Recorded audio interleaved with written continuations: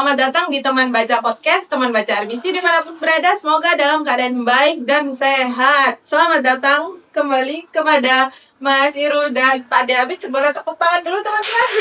Terima kasih. Oke, jadi hari ini kita sudah kedatangan dari pengurus Republik Bubuk Nusantara. Saya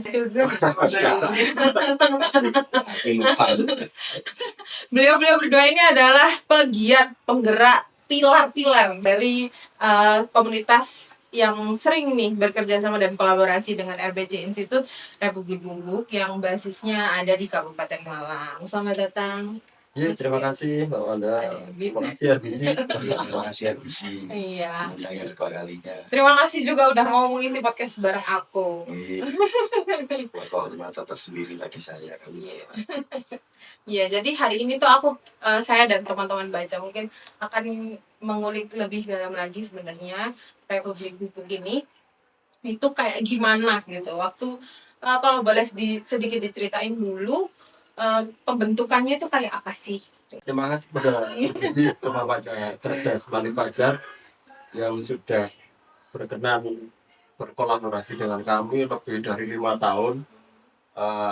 Sebuah kehormatan bagi kami komunitas kampung yang bisa kolaborasi dengan sebuah gerakan yang luar biasa. Saya mengidolakan Pak Balik Fajar sehingga kayak percuma, kayak hanya sekedar mengidolakan tanpa mempraktekkan pemikiran-pemikiran beliau. Kalau boleh jujur, luar biasa beliau, dan semoga RBC menjadi wujud Pak Balik Fajar dalam gerakan mencerdaskan generasi. Republik Bubuk itu 2014 nggak ada bentuknya, karena dimulai dari pustaka keliling, pakai sepeda pancal, bawa tas, keliling kampung dan sebagainya. Tiba-tiba kampung yang kami datangi itu kepingin ada taman bacanya. Oke, kita gerak bikin taman baca. Tiba-tiba kampung lain kepingin ada taman bacanya. Terus akhirnya menjadi taman baca banyak. Akhirnya karena teman-teman ini nggak suka organisasi yang struktural, tapi kan ilmu organisasi penting. Teman-teman nggak seneng ada ketua, ada sekretaris, bendahara, cuma nggak seneng karena latar belakang teman-teman kan dalam tanda petik preman kampung lah. Melihat itu organisasi penting, akhirnya dibentuklah istilahnya bikin Republik Bubuk, miniatur dari Indonesia dalam gerakan literasi, mencobakan latar kampung lewat gerakan Bubuk Baca. Jadi karena kita melesetkan aja, nggak ada ketua tapi ada presiden Republik Bubuk, ada Pak David jenderal preman mengajar, ada menteri kebudayaan, ada menteri ekonominya, kayak gitu aja. Itu lah gerakannya dulu di literasi hanya tentang minat baca anak, tapi berkembang karena tiap kampung ternyata persoalannya tidak hanya tentang membaca, tentang kenakalan remaja, tentang narkoba, tentang pemberdayaan perempuan dan sebagainya. Mau nggak mau akhirnya ya kayak RBC ini tidak hanya tentang buku, tapi peningkatan kualitas sumber daya manusia dan kemudian menjadi bagian dari solusi ketika ada permasalahan sosial. Itu sih akhirnya Republik Bubuk mungkin ya kata kecil dari RBC lah kayak gitu, tapi di kampung. Mungkin itu Mbak. Ya, berarti sekarang udah jalan tahun ke-11? 10 tahun. Nah, itu satu dekade ini ya. Oke, berarti sekarang jenderalnya Pak David, terus presidennya Mas Irul gitu ya? Ya dulu bintang 1, sekarang bintang 2 lah. Bintang 7%. Oke, berarti kalau memilih kata Republik itu sendiri ya karena pengen memakai miniatur keindonesiaan itu tadi ya? Iya, karena biasanya Bubuk kan perjumpaan kampung-kampung. Sementara Indonesia kan juga perjumpaan kampung-kampung, ya udahlah, paling tidak ketika ada Republik Bubuk, rasa kebangsaan nasionalisme kami dan teman-teman akan terbangun. Itu aja. Tadi sempat disebut soal preman mengajar. Nah, ini salah satu program lah ya dari sebutannya ya Mas Irul, yang sejak pertama kali saya gabung ke RBC dan bekerja sama dengan Republik Bubuk itu unik gitu menurut saya. Wah, apa nih maksudnya dari preman mengajar ini? Mungkin ada Abid selaku jenderal bisa bercerita lebih ini dan lain-lain. Ya, makasih sebelumnya. Terima kasih buat RPC yang nggak bosan-bosan nih. Saya kira udah ogah undang kita, Pak. Tentang preman mengajar gini, mungkin biar nggak ada mungkin salah persepsi atau apa di sini tuh sebetulnya Republik Hukum itu kita sebenarnya kok kayak bisa kata itu, Mbak. Jadi main-main wis nama. Kita main-mainnya selama itu bukan berarti kita yang mendedikasikan kita untuk sebuah nama yang kayak ekstrim atau apa, enggak. Kita ya main-main aja nama itu, tapi ya dari main-main itu kita malah tidak main-main gitu dengan uh, preman mengajar sendiri itu. Saya bukan pendiri gitu ya, dengan dari ide beliau juga pastinya kita yang nggak kenal literasi atau maksudnya masih baru awal ikut gerak itu kan rata-rata dari kalangan yang anak-anak jalanan. Jalan saya juga dulu juga pernah itu seperti itu. Jadi yang notabene jauh lah dari pendidikan, dari pergaulan yang edukatif. Saya nantang. Ya wis kira gitu. Jadi kayak nggak tahu dari dia juga maksudnya teman-teman juga preman-preman kok itu yang ngajar. Udah dari situlah terus preman mengajar sebagai jenderal mungkin di sini yo. Terus barangkali saya apa ya, takut jenderal. Jadi kita di sini memang paling tua kayak di sini di komunitas ini. Jadi mungkin saya lebih nyaman itu dengan teman-teman yang notabene sama seperti saya. Tapi yang dalam tanda kutip udah kepingin istilahnya kepingin berbenah. Dengan apa? Ya dengan kita ngomong generasi yang dulu generasi kita tidak, jarang kita juga ngajar mereka dia nggak benar. Jadi mungkin pada masa ini di masa-masa sepuh kami ya, Sisa umur kami. panjang Sisa umur kami. cukup panjang umur. Pengen berbuat sesuatu yang lebih tertolong buat generasi. Jangan mereka itu biarlah cukup yang merasakan kekejaman jalanan, terus mungkin apa ya cukup kita adik-adik itu biar mereka itu nggak seperti kita itu aja. Berarti itu programnya juga udah langsung dimulai sejak berdiri di 2014 atau Oh, 2000 berapa ya? Salah 2015 atau 16. Berarti munculnya ketika kami gerak di sebuah desa Taji. Itu ngajak teman-teman kampung yang orang melihat ikut preman kampung itu. Kita ajak ke sana. Bikin perpustakaan, ngecat sekolahan sampai bikin PAUD. Nah, pas lagi kami foto di bawah tiang bendera merah putih, itu momen pertama. Sore Saya belum gabung. tak foto thread dan saya bikin diksi apa tak posting. Akhirnya preman mengajar lah itu. Sebenarnya kalau boleh ini rahasia loh. Sebenarnya preman mengajar, nah karena gini, teman-teman yang itu dinasehati lewat anu kan sulit. Jadi ketika mereka kita terjunkan ngomong adik-adik, otomatis mereka akan sedikit bisa ngerem perilakunya. Intinya sebenarnya kan preman belajar. Jadi kita terjunkan sama adik-adik ke sekolahan, ke macam-macam yang bisa pengamen gitaran ya diajak ke sekolah nyanyi lagu-lagu anak-anak, lagu-lagu kebangsaan ya itu. Terus yang anu tari kayak gitu. Jadi ketika mereka ngomong adik-adik, mereka sedikit apa ya menjaga perilakunya. Itu sebenarnya dipelesetkan dari preman belajar menjadi preman mengajar aja. Kemudian ketika ingin berubah, mereka ingin berubah, kemudian kita apa sondingkan kita kolaborasi dengan sekolah, mereka kan merasa diterima keadaannya. Itu salah satu anggap diksi-diksi kan perlu kata-kata kayak gitu yang akhirnya unik, menarik, lalu mereka bangga menjadi bagian dari preman mengajar. Jadi sedikit sekarang di musim premanisme ya. Nah kita gimana sedikit bisa memberi makna yang positif pada diksi preman. Jadi ada preman mengajar. Nah, kalau reaksi masyarakat waktu itu begitu ada pencetusan, kalau untuk kehadiran dari Republik Hukumnya sendiri sama ketika ada program ini preman mengajar waktu itu gimana hasilnya? Nah itu yang agak pedih.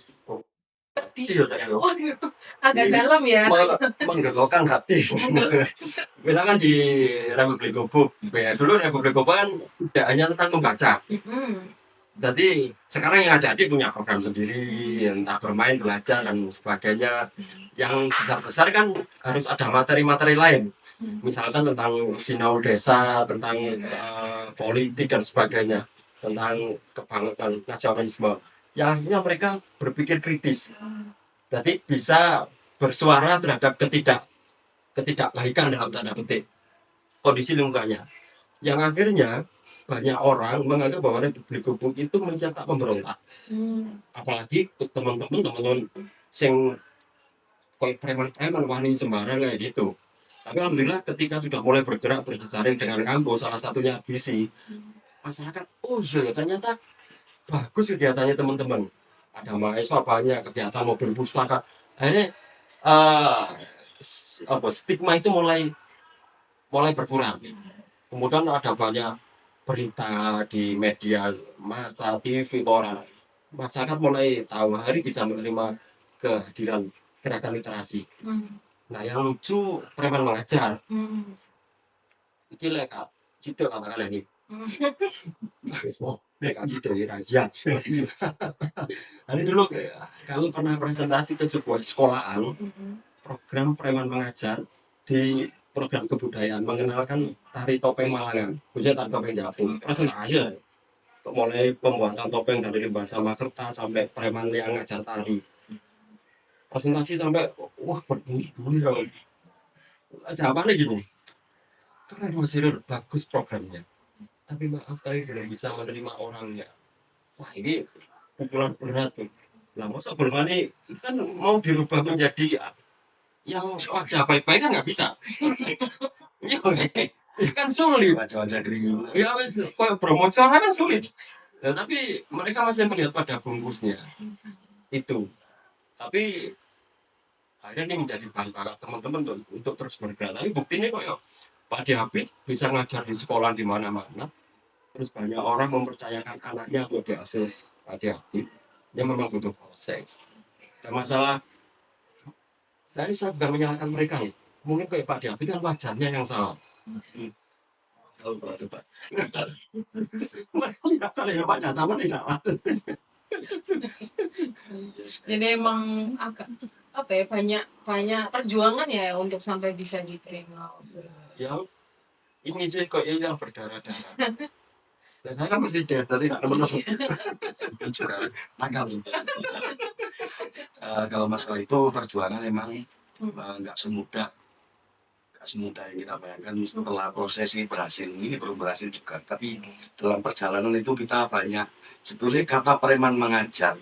Kita enteng nerima premannya karena kita udah terbiasa mungkin dengan kata-kata itu. Tapi mengajarnya kita kadang-kadang malah kita nggak mengajar, malah kita justru belajar. Saya sendiri aja ya, saya itu dulu temperamen bisa ditanyakan dengan temperamen latihan gampang marah, saya gampang tersinggung, gampang marah, gampang apa kalau sekarang punya media gampang baper. Nah, setelah saya waktu itu ditugaskan oleh Republik Gobuk untuk masuk anak kecil, mau marah itu kayak ada ringnya. Mau marahin anak kecil kilap lagi, pernah satu saya udah keluar gak masuk temperamen, takut semua anak sama saya. Nah terus dari situ ya berpikir lain, terus saya temperamen saya ini terus saya pupuk terus, otomatis mereka yang anak kecil pada takut ya. Dari itu mulai sampai sekarang pun saya kalau mau marah itu sering sekali sama anak ini. Kalau kecil kan bandel, kayak kepingin kayak gitu. Tapi dari itu saya sadar bahwasanya saya di sini bukan materi belajar kepada mereka, belajar sabar, belajar legowo. Karena yang kita hadapi kalau seumuran sih, ya los-los aja. Tapi kalau anak kecil kita Joko berarti di proses gitu, menjaga diri. Yang awalnya orang temperamen, yang awalnya orang yang gampang apa sekarang dihadapkan dengan ngomong anak kecil-kecil, kita yang harus itu proses yang paling Oh, paling berat bagi saya dengan titel tadi. Hmm. Saya anggap titel karena mengajarnya itu nggak gampang. Sekarang mengajar itu ditempelkan ke semua orang, itu nggak ngajar dari guru, dosen, apalagi sekelas preman, apalagi preman kan identik dengan kata-kata yang kurang apa ya, bukan kurang bagus sih, kurang kurang elok. Terus ditempeli mengajar, itu pembatas nih. Tapi kita punya pepatah, sebelum kita datangi masalah, kita cari masalah. Nah, cara macam apa setelah itu terjadi nanti kita hadapin aja. Yang penting kita nggak kayak dulu, kita niatnya baik untuk, terutama saat ini kita fokus ke regenerasi, ya untuk membangun karakter pemuda, karakter anak. Berarti di tahun 2016 itu sekitar berapa orang yang memulai untuk program yang preman mengajar itu? Banyak. Banyak. Apa ya? Pendekatannya maksudnya banyak. Dulu masalah dengan acara lu preman tau isinya enggak, tapi itu kan ada pentas seni gitu yang nganter masih preman-preman tadi banyak, cuman harus apa ya, rapi membungkusnya sehingga mereka merasa nyaman. Nanti nek diksi preman kan lebih pada kekerasan nggak, tapi nyoba kita diksikan preman dari free man, orang yang merdeka bebas. Nah itu terus berani wani sembarang. Nah itu kita ambil yang itu sisi itunya. Jadi mereka berani bergerak apa saja asal positif. Jiwanya jiwa preman, nanti wani sembarang. Itu yang kita ambilnya. Tapi non kekerasan gitu. Iya. Cuman biasanya teman-teman itu atos keras kepala, biasanya ngono nek kadung ayo nah ini Paling pendekatan keras di pendekatan. narasi sekarang itu aja, keras di narasi, keras di omongan itu nggak bisa dikurangi. Ini kalau Pak David kalau marah tak suruh ke saya saja, tapi lewat WA. Tumpahkan ke saya, oke. Kalau sekarang saya sekarang belajar sabar. Kalau untuk preman mengajar mungkin bisa saya tambahi, saya termasuk baru, bukan tokoh pemula, bukan, karena senior saya malah kata preman mengajar itu saya kenal bukan dari Om Irul, bukan dari teman saya yang udah berkecimpung. Waktu itu saya ya masih di dunia, maksudnya masih ya kayak gitu loh, masih di jalan-jalan itu diajak sama teman saya itu. Ayo melok komunitas gitu. Komunitas apa? Preman mengajar. Mohon maaf kali tua itu. Sampai kali. Wah, mengajar gitu waktu sampai kali. Wah, kalian siapa ini? Enggak lah, enggak mau saya. Setahun nih, teman saya ngajak 3 kali. Mau kayak gitu. Apa tujuannya gini. Lah ambigu gak usah kayak gitu, setahun. Lah baru setelah ketemu beliau sendiri, saya mulai ngikut pelan-pelan, waktu itu ngikut pergerakan ada bolo-bolo gang tato waktu Pak Lukas, waktu ngikut namanya teman saya ada namanya Pak Iman, tuh anak-anak asik yo gitu. Nah ngobalah ikut sedikit-sedikit gitu, tapi tetap setelah waktu itu masih belajar loh. Setelah kita gerak juga, setelah selesai juga minum juga. Perjalanannya memang agak jauh, masih Iya, panjang itu saya itu. pesimis dan kata preman yang insaf itu pesimis saya. Terus kamu mungkin koyo raimu sokopat saya gitu kan. Setahun saya diajak 3 kali, saya nggak mau, betul nggak mau. Nah, setelah kita merasakan, oh bebannya ke saya semua sekarang malam. Sekarang kayaknya paling repot ya Pak Jaya sekarang. Ya kerepotan itu saya segini, saya ibadah saya mungkin di keseharian kurang. Mungkin kerepotan saya itu kalau mungkin bisa jadi ibadah. Luar biasa sekali pokoknya. Nah terus kalau Republik Gubuk sendiri kan masih jalan terus, dan bahkan sekarang saya dengar tadi udah mulai mau dibentuk yayasannya, udah mau jadi sebuah badan hukum. Iya. Nah dalam rangka mengisi pos peran pendidikan gitu di akar rumput utamanya. Nah kalau yang dari diamatin ini Mas Irul, di masyarakat ini tuh apa sih yang sebetulnya belum dikasih sama sekolah?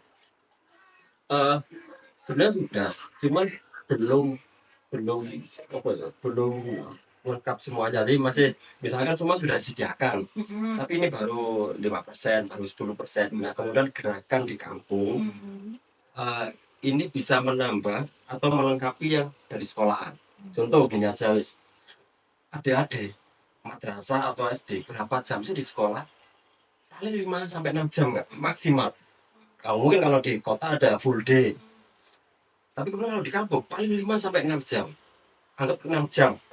24 jam dikurangi 6, berarti 18 jam dia di kampungnya. Yang paling berpengaruh untuk membentuk karakter anak itu adalah lingkungan. Berarti 18 jam ini akan berpengaruh pada pembentukan karakter anak. Anak-anak, kalau anak-anak kan wajibnya tugasnya bermain, tapi bagaimana menciptakan ruang bermain yang edukatif, itu salah satu tugas dari gerakan literasi. Lewat apa? Membentuk gerakan literasi taman baca atau buku baca. Kemudian yang ngasuh yang pemudanya.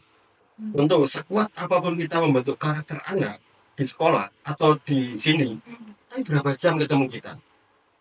Mereka akan menyontoh yang dilihat di lingkungan yang paling lama, pemuda-pemudanya. Nah, kalau pemudanya tidak disentuh juga, ya akan berpengaruh pada misalkan pemudanya dalam tanda petik masih melakukan hal-hal negatif, ya akan nyontoh, adanya akan nyontoh. Tapi kemudian madrasah pertama, sekolah pertama anak mana? Keluarga. Jadi harus disentuh juga ayah dan ibu. Misalkan sekarang anaknya suka membaca, tapi di situ nggak ada perpus. Terus di rumah, kalau orang tua sadar, bapak ibunya akan membelikan buku bacaan. Kan seperti itu. Jadi akhirnya sekarang berapa sekolah yang punya perpustakaan? Kalau bicara data, ada perpustakaan yang bukunya apa? Pelajaran semua, buku pakai matematika.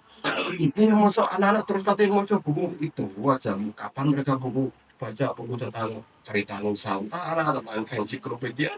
Betul. Nah itu butuh kehadiran ruang-ruang literasi di kampung. Jadi tidak hanya tentang baca, tapi membangun generasi pendidikan karakter. Jadi nanti akan lahir kampung yang sehat untuk tumbuh kembang mental anak. Nah itu harus.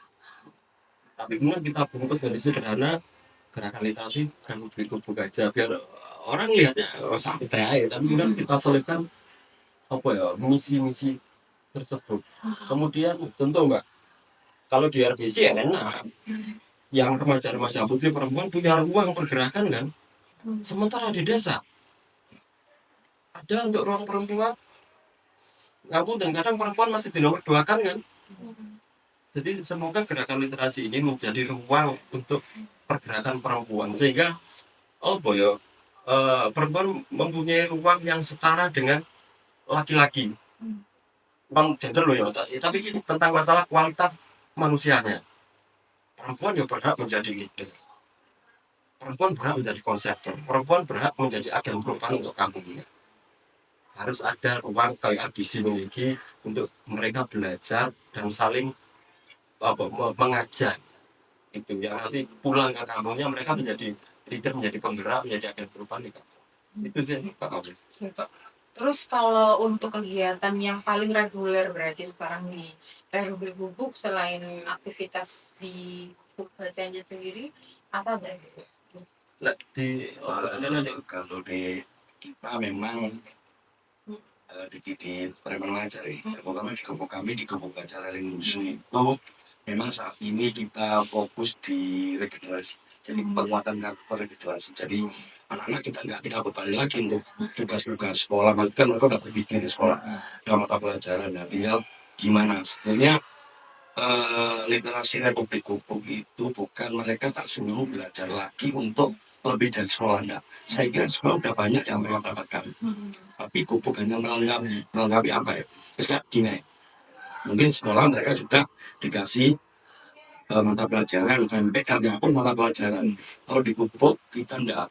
Di Bubuk itu kita mungkin ada kelas minat ya, ada mungkin yang minat tari, storytelling, melukis, menyanyi. Nah itu kita yang kita ngomong. Jadi mungkin kan pakai mereka. Mungkin kan ada dari sekian anak itu yang enggak mumpuni di apa ya di akademis, tapi mereka itu punya kelebihan di di pelajaran yang lain kayak seni musik ada bakat apa itu yang kita kembangkan. Itu untuk PR itu nggak jauh-jauh dari dulu itu di Republik Bubuk terutama di Pupuk Perum Busu itu PR itu membantu orang tua. Jadi kayak gini, kayak ada pendamping di sana. Jadi mungkin PR-nya membantu orang tua setiap kegiatan dapat satu bintang. Nah, nyapu dapat satu bintang, ngepel dapat satu bintang. Siapa yang bintang terbanyak dalam 1 bulan biasanya dikasih reward. Dari situ mungkin anak-anak yang biasanya males di rumah, mereka jadi kejar-kejaran dapat bintang. Nah itu kan kita ya nggak boleh dia itu sampai sekarang itu udah berjalan. Di samping kelas lainnya itu ada itu, jadi setiap hari itu pasti tak target bintang-bintang. Jadi mungkin rajin di sekolah, rajin di rumah ya. Oh, berarti titik pertama Republik Gubuk itu di Jagung. Titik pertama Republik Gubuk itu kayak hanya nama, jadi Bukan ada namun atau bukan milik teman ya. Sebentar kita potong ini. Republik Gubuk itu bukan milik Pak Iri, bukan milik saya. Republik Gubuk itu hanya niat bersama untuk membuat kantong-kantong pergerakan. Jadi kalau buku itu harus mbak, bukan milik Pak Iri. inisiasi pertamanya. Inisiatornya nggak boleh lah. Oh iya, maksudnya kan ada pertama tadi bilangnya ada perpustakaan, ada tempat perpustakaan desa gitu atau pojok baca gitu. Nah itu Bikin titik Pak Iri. pertamanya di rumah, Di rumah. di rumah. Oke. Kalau saya datang, Ya, ya tahu cuma cewek, bersatu ya. bersatu. Terus kemudian pustaka keliling ke kampung, bawa sepeda pancal, kan bawa motor tak kasih oproin saya langsung dulu. Itu harus Yang pertama disamperin berarti ya sekitar rumah aja desa-desa apa gitu. enggak sih kita rumah desa sebelah. Yang keliling sendiri Dia atau izin bang, Iya. mau sangar mau pustaka keliling, mau ngemper di depan rumah orang biar jalan, beber apa banner gitu lah, beber duduk. Malah dikira jualan buku. Terus kan tahu sempat penculik anak. Loh iya beneran. Itu aja dulu pertama gubuk baca lentera negeri. Terus kemudian semakin banyak gubuk, ketika anu acara, itu kesel nyebut gubuk ABCD. Akhirnya jadilah Republik Gubuk. Jadi ketika bicara Republik Gubuk, harapannya semua gubuk sudah termaktub di situ. Jadi sing asale terkotak-kotak menjadi apa ya, melebur menjadi satu loh. Itu butuh proses memang, butuh proses. Nah saya sebenarnya saya sama Pak Dawud bagi tugas kan, saya bagian keluar mengompori bahasa kerennya memotivasi sambil membuat berjejaring. Jadi banyak harapannya organisasi itu membuat gerakan-gerakan literasi di kamunya masing-masing. Itu cuman ya agak capek karena ketika terjun satu kampung berarti kan pendampingannya minimal 1 tahun. Sekarang ada beberapa titik yang akan bikin taman baca. Nah, kalau dalam pendekatan belajar atau pembentukan pendampingan itu ya Mas Irwan di Republik Gubuk ini tuh ada prinsip khususnya nggak? Apakah ada kayak memang harus tanpa paksaan pertama atau harus berbasis kearifan lokal atau gimana? Uniknya di Gubuk nggak ada data sama sekali anggotanya berapa. Nggak ono. Ya lah. Kita di Gubuk itu tidak boleh, kalau boleh dibilang kita tidak menciptakan massa, tapi kita menciptakan leader. Gitu. Memang jadi kita memang nggak terorganisir lah. Jadi kita itu gerak itu wis gerak itu aja tanpa ada data apa ya pernah disalahkan. Ini gini data kalah. Sebenarnya kan malah pusing malah. Kadang-kadang kan ketika misalkan tadi ada satu orang jadi pendamping, kita ajari mereka, beberapa diajari melihat potensi masalah yang di sekitarnya. Di kami pertama adalah kita belajar melihat potensi diri kita dulu, kemudian dimaksimalkan dalam pergerakannya. Jadi kearifan lokal, ketika dia punya potensi untuk bergerak di budaya atau dia akan tahu sense of jadi ketika dia tahu potensi aku senang di kearifan lokal, dia akan melihat sesuatu itu pada sudut kearifan lokalnya. Ketika ada senang moco atau senang di seni gambar misalkan, atau yang paling senang di puisi lah, melihat sesuatu itu akan menjadi potensi untuk dipuisikan kan. Itu nah kemudian pendampingannya kita hanya menjadi teman. Jadi ketika yang paling penting melihat potensi dirinya, kemudian dia akan bergerak sesuai dengan kemampuan dan kapasitas dia sendiri. Sak mampunya. Nggak ono data Republik Gobok tani kira nggak ono tamu kami setahun 5.000 ya gak ngerti siapa ya gak ngerti. Jadi mau jadi gobok itu setahun nggak masalah, mau 1 bulan nggak masalah, karena mungkin itu yang dia bisa lakukan dan nggak ada kriteria. Nah, untung dulu saya pernah bikin apa mencari apa anggota pendaftaran loh. Dan beberapa komunitas kan ada kriterianya. Akhirnya lah gak bisa public speaking ditolak.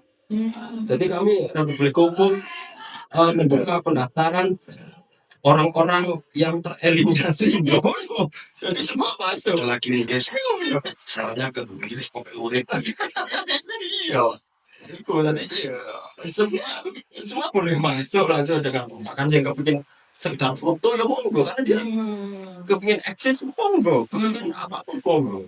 Tahu Gobok itu hanya wadah, wadahnya ruang untuk siapa? Untuk ruang-ruang yang menurut orang yang datang mau dibuat ruang diskusi, mau literasi, mau budaya. Nah, intinya di ruang. Kita Pak Imul kayaknya menciptakan ruang karena yang bahkan macam-macam gitu loh, nggak harus kadang-kadang budaya. Ntar lagi udah kita ngotot di budaya, besok datang literasi. Wah, itu kadang-kadang saya yang bingung.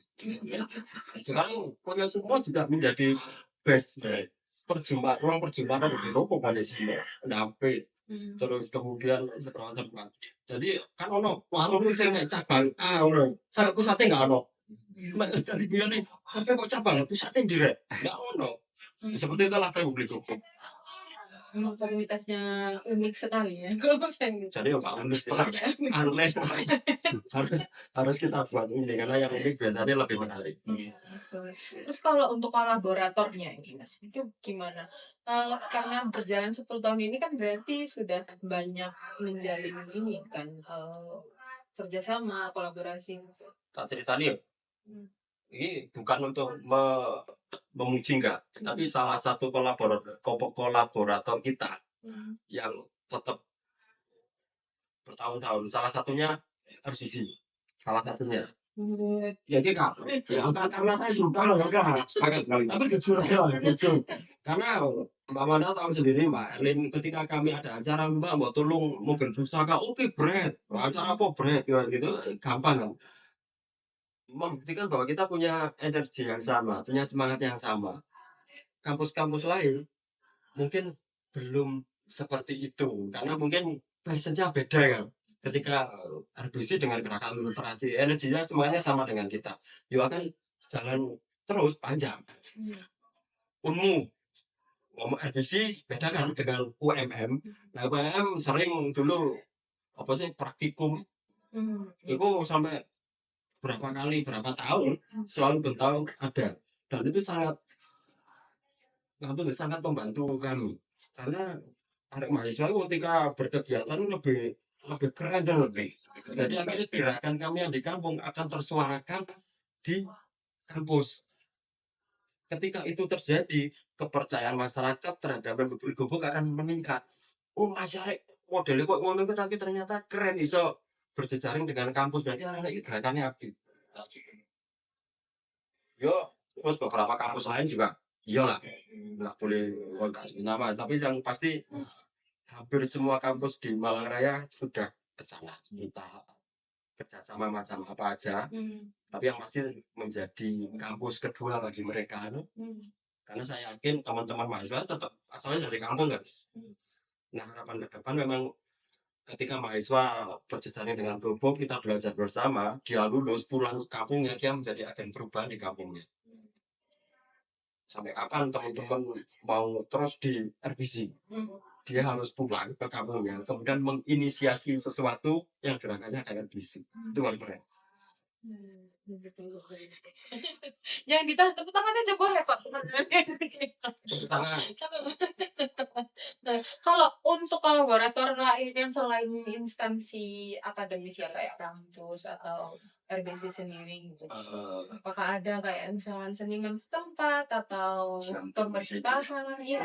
Untuk di Kubuk secara kampus memang Pak Irul ini memang jejaringnya lintas kampus. Memang maksudnya banyak akademisi. Makanya saya dulu itu di Pak Irul itu kelebihan beliau itu salah satu konseptor kedua jejaringnya. Jejaringnya bagus banget. Lalu selain kampus tuh ada kita sudah kerjasama sama sebuah travel juga, travel luar negeri. Dan salah satu smart travel itu yang mendatangkan bule-bule luar negeri atau wisatawan mancanegara yang datang ke Indonesia dan pasti diajak ke Republik Kubuk untuk sojo kampung, cooking class, masakan Nusantara. Nah, jadi kita ada kerjasama selain kampus juga ada dari travel, ada dari seniman juga ada, tapi saat yang paling banyak seniman lokal. Seniman lokal, jadi kita kolaborasi sama seniman lokal. Nasional ya iyalah, Nasional juga ada, pesantren, pesantren saat ini. kiai, gitu. Bahkan dengan lintas agama juga iya. Ya, kamu dan kita punya jaringan Romo Pendeta gitu. Jadi ngajak adik untuk belajar toleransi. Toleransi Kan yang paling penting itu sekali. Jadi anak mulai kita ajari gimana sih menghormati semua wis tanpa pandang. ada lembaga adat juga. Kalau berarti sekarang spotnya di mana mas? Berarti Pencokusumo. Ini beliau yang bisa. Jakarta ada, Jakarta ada. Jadi yang menginisiasi Gubuk di sana dosen IKJ, Yai Pri Supriyatna. Blitar ada, Istimewa. Demak ada, terus Blitar. ya Blitar mah gue siapa. Terus kemungkinan insya Allah di Ternate ada, di Medan. Teman-teman mahasiswa dulu yang pengabdian di Gubuk. Terus di mana ya? Sampai lali aku. Adalah gitu. Mana si Ros ini sekarang berarti pegang yang mana? Di mana sekarang pendampingannya? Saya sekarang lagi yang di Berangwetan. Berangwetan itu Malang Timur. Malang Timur.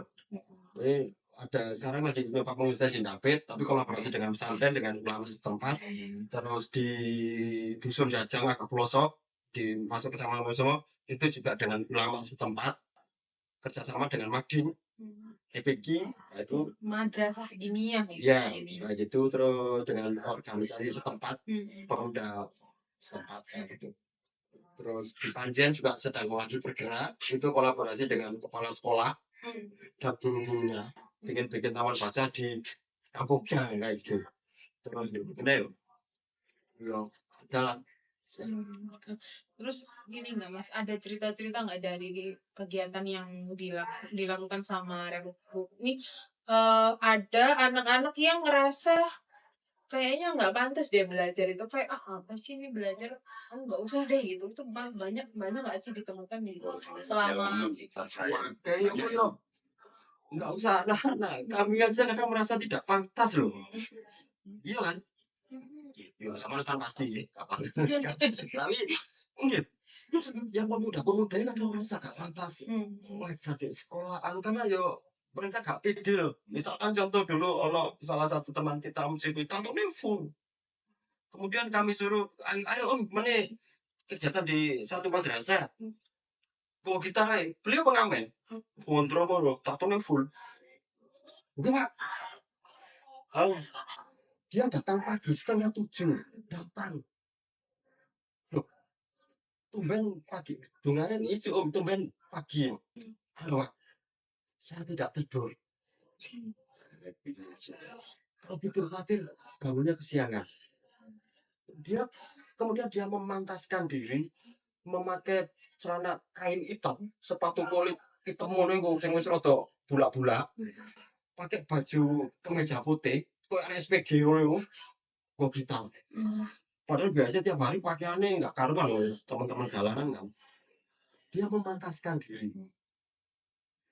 Nah, adik-adik, kita nggak ada adik, karena adik kan senengannya bermain, terus sinau bareng, gitu-gitu.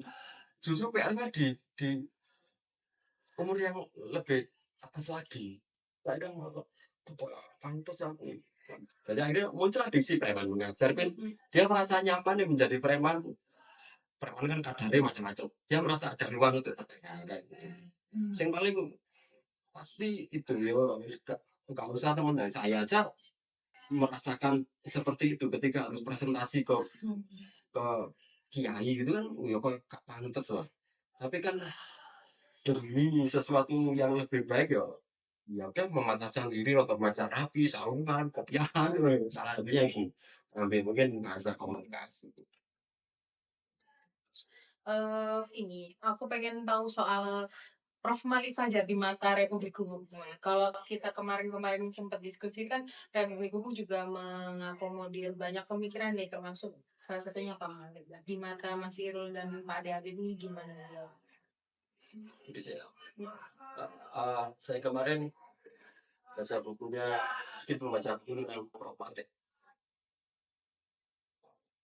keren loh. ah beliau melampaui pemikirannya melampaui zaman. Ya, saya melihat tuh, oh, ini dan support saya ya, ojo disamakan dengan yang lain. Tapi pemikiran beliau kayak melampaui zaman. Terus tidak banyak orang, tidak banyak sosok yang mau mewariskan pemikirannya menjadi ruang perjumpaan banyak orang. Contohnya, eh, Pak Malik punya passion literasinya kuat membaca. Kemudian lahirlah rumah baca cerdas Malik Fajar. Di sini kita tidak hanya membaca, tapi kemudian sadar atau tidak kita sedang mengimplementasikan pola pikir Pak Malik. Nah ini yang saya lakukan. Pak Malik tidak hanya tentang membaca, minat baca, tapi juga peningkatan kualitas sumber daya manusianya. Kemudian mencetak teman-teman menjadi agen perubahan, menjadi leader. Sama dengan kami jadi Gubuk. Cuman ruangnya beda, caranya beda. Jadi jujur saya mengadopsi pola pikir Pak Malik. Saya nggak boleh bohong. Jadi saya ketika membaca profil seseorang atau mengamati, saya mengambil sisi yang luar biasa kemudian saya lakukan. Jadi kalau zaman melihat gerakan Republik Gubuk sering kita ketemu, yaitu kayak hampir klub dengan pola pikir beliau. Itu sih kalau saya. Iya benar. Karena kami sering ngobrol dengan beberapa lalu saya ini, wah, keren Mas Zul, itu persis apa pikirannya Pak Malik. Ya itu lah. Oh, lah. Kalau saya kan keterbatasan pikiran dong. Jadi saya harus mengadopsi pikiran-pikiran orang yang kemudian kami modif, terus kita terapkan di ruang yang berbeda. Gitu. Kira saya resep pikirannya bahan-bahannya dari Pak Malik, dari misalkan Pak Malik, Gus Dur dan sebagainya. Kemudian saya ramu lagi menjadi sesuatu yang berbeda yang dibutuhkan di titik ini. Kayak gitu. Beliau lah alasan kenapa kita awet aja nih kerjasamanya juga karena memang visi-visi beliau memang luar biasa sekali untuk implementasikan memperbaharui sumber-sumber daya manusia. Jadi saat Republik Gubuk harus punya tempat seperti ini. Iya. Harapannya itu. Dan kalau Pak Habib sendiri nih melihat Prof. Malik dalam keseharian di Republik gimana? Saya belum kenal beliau. Kan saya melihatnya itu, mohon maaf kalau saya ngomong ini bukan saya ngomong apa adanya ya. Saya hanya mandang Pak Malik Fajar itu orang kaya. Baca, punya gedung, bisa nyewa sana sih. Tapi saya yakin Pak Malik Fajar itu orang baik. Karena apa, saya nggak lihat Pak Malik Fajarnya, mungkin dari jenengan-jenengan, dari tempatnya yang bisa mewadahi semua orang. Jadi istilahnya lagi papaning wong apa yang manusiakan manusia. Terus ngundang saya juga nggak ada gengsi, berarti ini tempatnya jelas kayak gini. Apa lengaran ya, rendah hatinya mungkin, baiknya apalagi yang punya gitu loh saya. Dari visi yang kayak begini luar biasanya, lah mendai wongi wong pikirannya aja kayak begini programnya. Terus luar biasa lagi. Saya lihat dari RPC-nya aja udah luar biasa, apalagi orangnya. Ya saya lihat juga dari sini, dari pergerakannya. Jadi pergerakannya apalagi orangnya gitu. RBC ini memang implementasi hobinya beliau, Pak D. Jadi beliau ini suka berdiskusi, terus suka ngopi sambil ngerokok gitu ya, mesti nongkrong gitu. Jadi makanya rumah bacanya difasilitasi itu semua, ada tempat untuk berdiskusi, ada tempat untuk ngopi, ada tempat untuk baca juga. Nah, ini salah satu ini cita-cita beliau ini punya dari sejak pertama berdiri memang bentukannya sudah ada kafe, working space ya. Itu dalam baru saya lah. Saya boleh tanya, Bang Jan boleh tanya ya, Bang? Boleh tanya. Kita mengakui Pak Malik itu orang yang cerdas, iya kan? Sama, insya Allah teman-teman di sini bisa apa ya, mengerti atau pemikiran-pemikiran apa jenis Pak Malik. Apalagi ketika beliau pemikirannya jadi melampaui, misalkan kalau kita hanya 1 bulan ke depan, Pak Malik mungkin sudah 4-5 tahun ke depan. Menurut jenengan, pemikiran-pemikiran Pak Malik yang sudah sangat luar biasa, apakah sudah tersebar luas? Padahal kita tahu pemikiran luar biasa, harusnya pemikiran itu bisa tersebar kemana saja. Apakah jenengan sebagai penerus dari pemikiran-pemikiran Malik punya kesulitan untuk mengabarkan pemikiran-pemikiran beliau? Kalau pemikiran Pak Malik sendiri sih sebetulnya sudah banyak ditemui sejak beliau menjabat.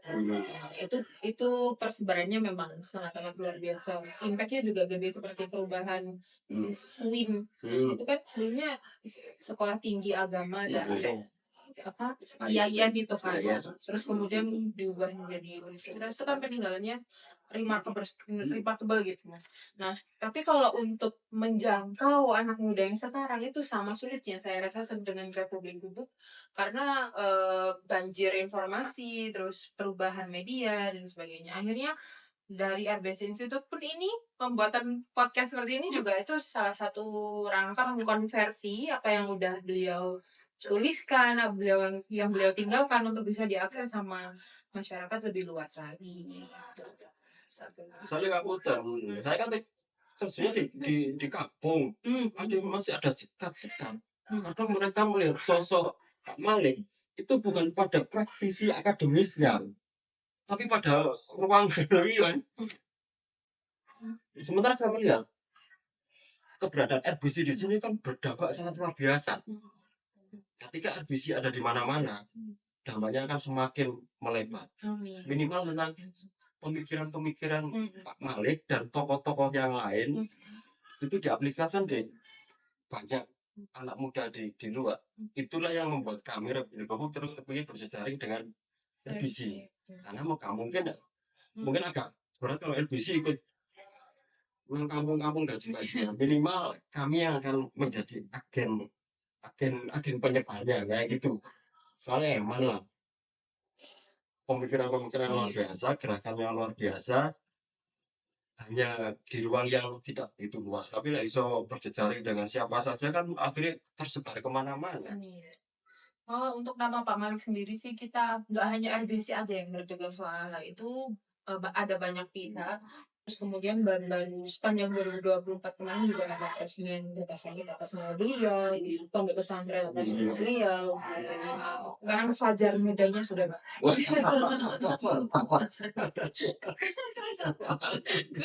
sedang dalam proses mas. Fajar mudanya memang harus diperbanyak. Aku malah heran kok. Misalkan ini, sama lagi katanya ke kami, kok betah berada gubuk gitu. Pasti ada sesuatu yang menarik kan yang membuat kita betah. Jadi tak tanya, kok betah ber-RBC? Iya. Kok betah ber-RBC? Saya rasa mungkin alasannya hampir sama. Nanti Mas Irul juga harus sepil. Kenapa kok betah berrepublik? Harga diri soalnya. Nanti berlebih harga diri lah.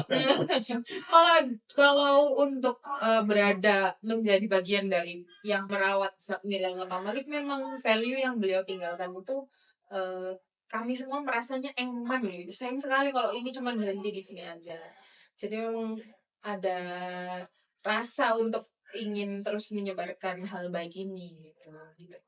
Karena memang visinya itu sebetulnya kalau saya baca transkripnya ini sebenarnya ini solusi nih pendidikan hari ini, problemnya ini sudah ada solusinya sejak tahun 2000 sekian gitu. Tapi saya rasa memang harus ada orang yang bertugas di balik itu untuk terus menyebarkan nilai-nilai beliau kan.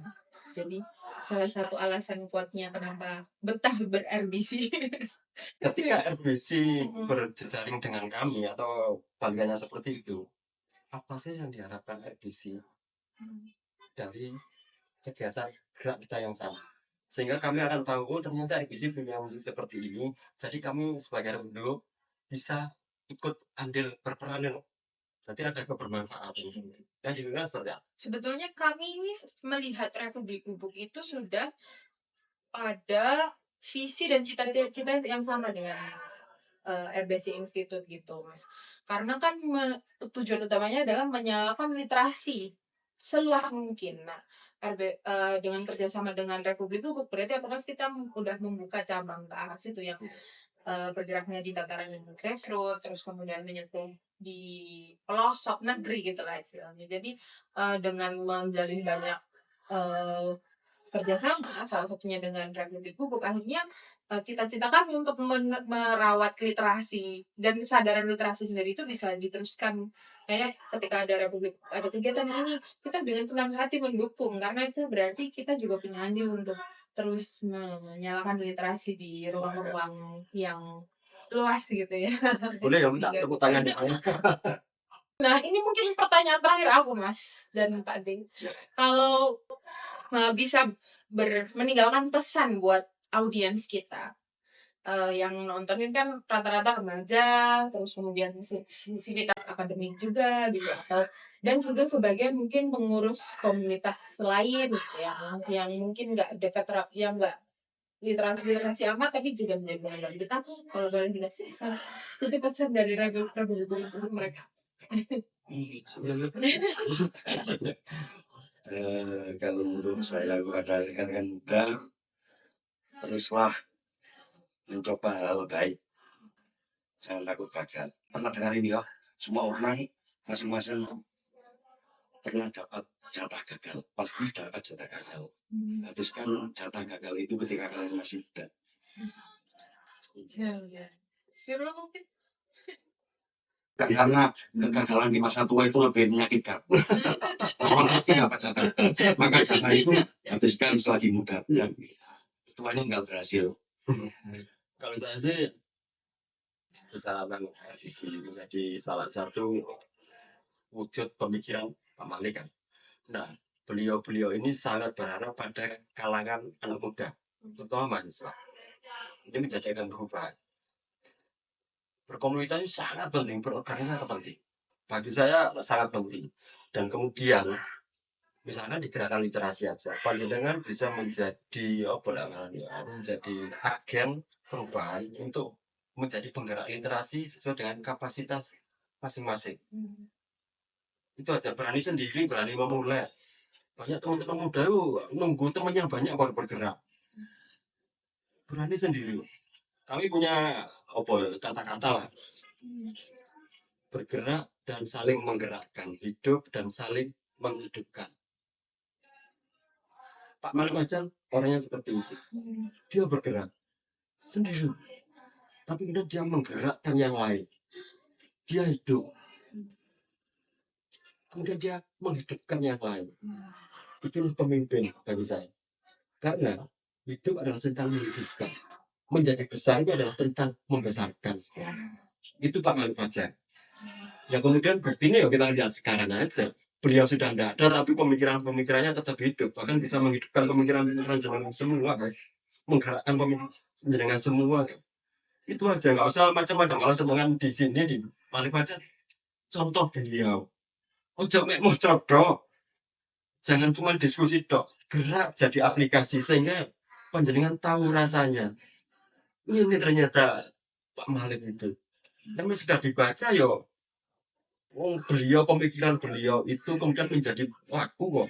Perilaku gerak beliau kemudian disematkan menjadi kalimat, menjadi tulisan. Beliau seperti itu. Nah, zaman akan menjadi Malik Fajar yang generasi muda. Pak Malik Fajar itu anggapnya 100%. Kita nggak mungkin niru beliau kan 100%. Tapi mungkin di sini ada 10 orang. 10% nggak pandai, 10% ini. Kalau kumpul semua jadi 100%. Jadilah 10 orang jadi Malik Fajar. Bagi saya itu. Terus bergerak saja, bermanfaat. Sebaik-baik orang adalah orang yang bermanfaat bagi orang lain. Bagi saya. Terima kasih. Terima kasih banyak Mas Irul pada sudah meluangkan waktu sama RBZ Institute. Selalu senang sekali bisa bersua sama Republik Ubud, bekerja sama dengan Republik Ubud. Semoga teman-teman di sini bisa mendapatkan hal baik dari obrolan kita pada episode kali ini. Sampai jumpa di episode selanjutnya. Terima kasih banyak. Sampai jumpa.